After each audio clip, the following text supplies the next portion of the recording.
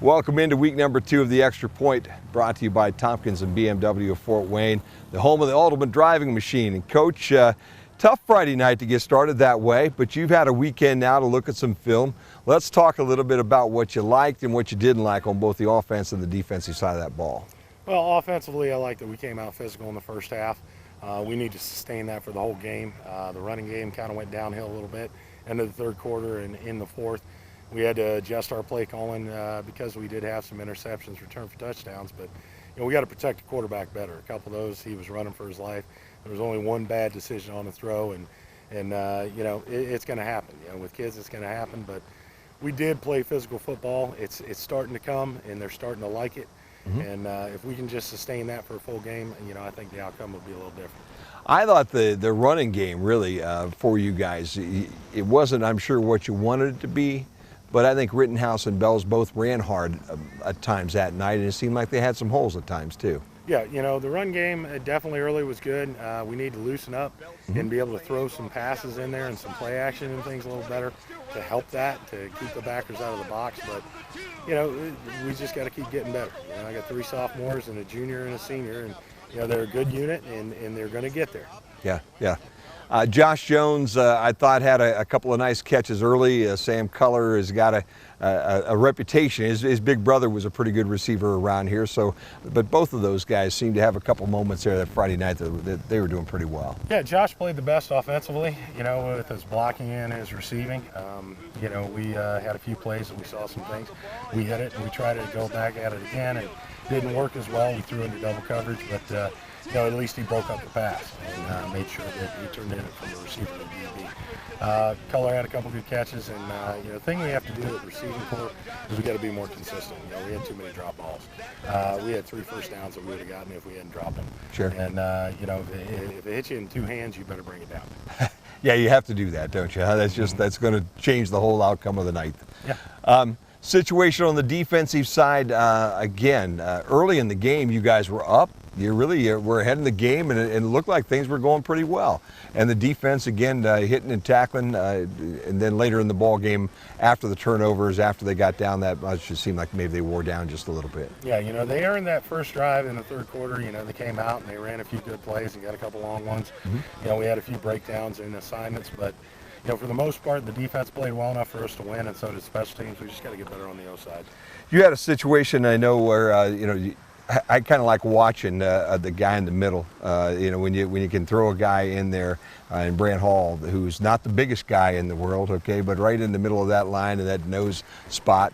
I've always enjoyed a high school guy who's that size, who just gets out and gets at it in the center of that line. He definitely plays with a lot of heart and a lot of emotion, and sometimes gets a little too eager. Yeah. He'll jump here and there, but the thing is he gives us every ounce he has, and that's what we need. That's what we need out of all 22 on the field. Chance Taylor has started with a bad hand, with a cast on it and everything. I'm sure he'll get better as the time goes on, but what'd you see out of Chance on Friday? Well, coming back, he did all right. He was a little bit out of sorts with the hitting and things, and getting used to playing with the clubbed hand, but he did help, and he did well. Devontae Royster went in and end. He made some plays and did some things. When you take a kid that was a running back and an outside linebacker before, and he's got some size and put on some pounds and strength, it helped. It gave us the quickness on the edge that we needed, the athleticism on the D-line, so, I think we're working through it. Yeah. I think you've got a situation that was unusual. I was surprised to see Devontae in there. He wasn't in the starting lineup necessarily, but that doesn't mean anything when you get there Friday night. I'm sure it's a coach's decision at that point in time. Who do you feel the best with on Friday night? And I agree. Those 3 guys did a pretty good job for you the other night. Yeah, they produced, and like I said, with coaching and the more they get comfortable in there, with Chance and Devontae, I think it'll really come out, and that gives us more depth at the inside position, so we can keep fresh legs hammering on those offensive line. Now, Rummel, I didn't play a lot on the offensive side. It didn't seem like that night, but they had him in that linebacker spot. Is that the reason you need him so much on defense? If I don't need him, I'm not going to use him. Belts and Rittenhouse do a great job at running back. Belts is going to have to play more H and tight end this week. So it's going to be Rittenhouse getting the majority of the carries, and I'm going to use Rummel and maybe Mason Oliphant. Yeah. Well, I'll tell you what, it was an interesting first night. I know up in our booth, first Friday night, you always have some bugs here and there. How'd it go with the coaches on the sideline that night? But they did great. They kept their emotion. They kept positive with the kids. They kept coaching even when things would go bad. We were fixing mistakes and we were coaching them up. And it wasn't, yelling, screaming, this, that. That's what you got to do. You scream at the kid on Friday night and he goes in a shell. So we just got to keep coaching and fixing mistakes so it doesn't happen on the next series. Yeah. And they did well. Yeah, sounds good. We're going to take a break. We got a big ball game coming up Friday night. We'll talk about it right after this on the Extra Point.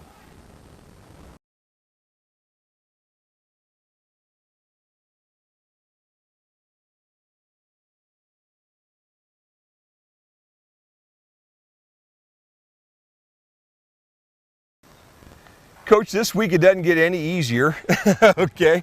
You get to hop in the bus and you get to travel over to Tiffin. The neat thing is it's a really nice field. The University of Tiffin plays on this thing, I think, and it's a nice AstroTurf field, so those are good things. And I'll tell you what, I've heard an awful lot about Tiffin Columbian, but the other night they played a Clyde team. And Clyde is supposed to be this big football team. They were in the regional semis last year, but they lost an awful lot of kids from last year's football team. They're very young, okay? And they beat Tiffin Columbian the other night 15-8 in a ball game that was 0-0 at halftime. So I don't know that we're playing the Tiffin Columbian team that was 3 years ago when they were the world beaters in this division.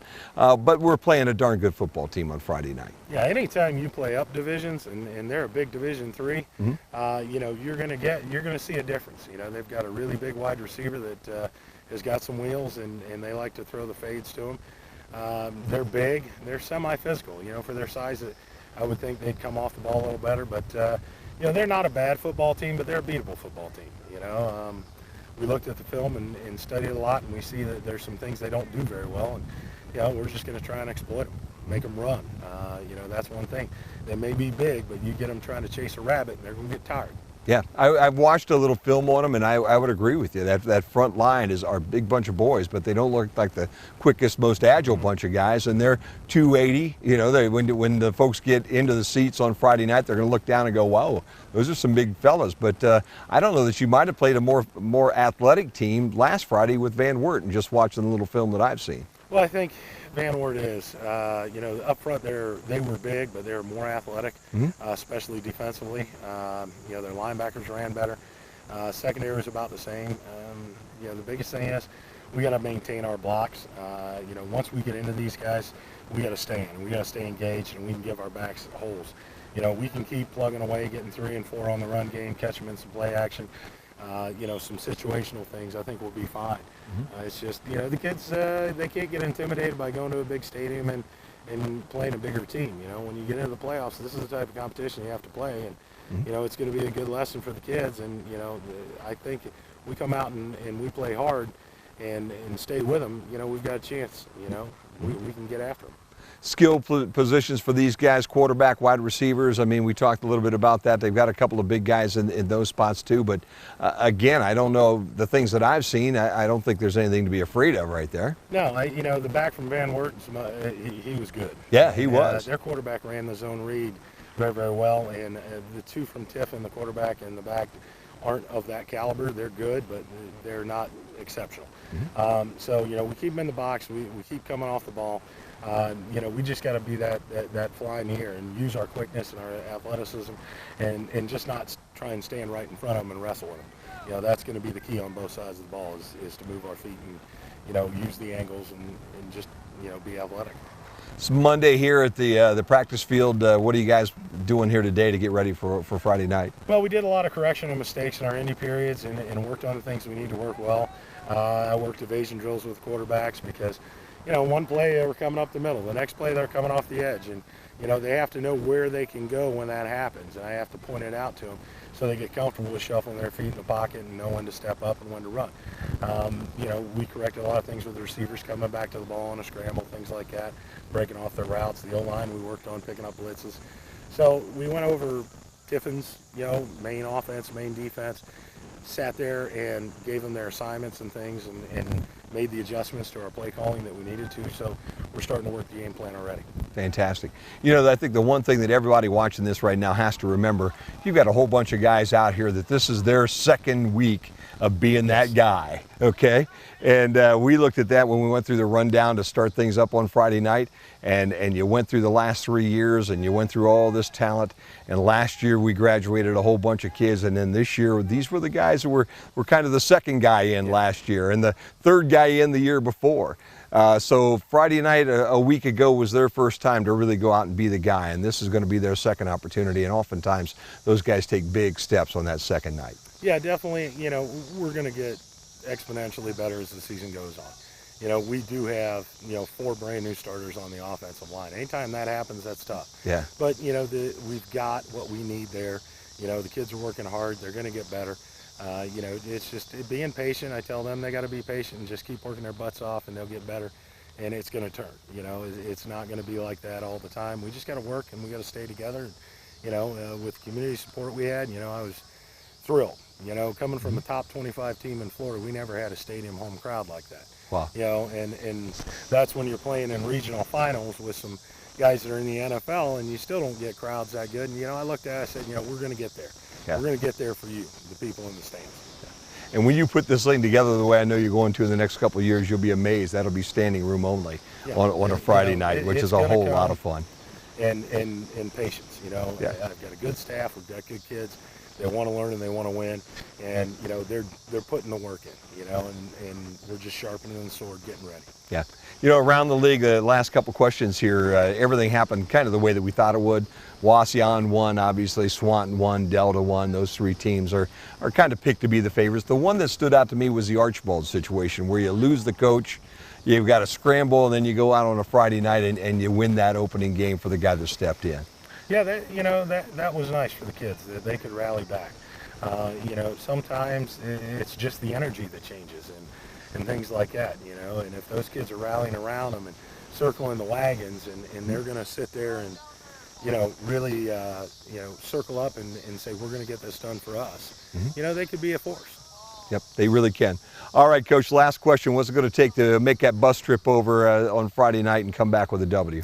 Well, you know, we have to play physical up front, and we got to hold our blocks. You know, that's the biggest thing. The line play is going to be it, offensively and defensively. I think we match up well at the other positions.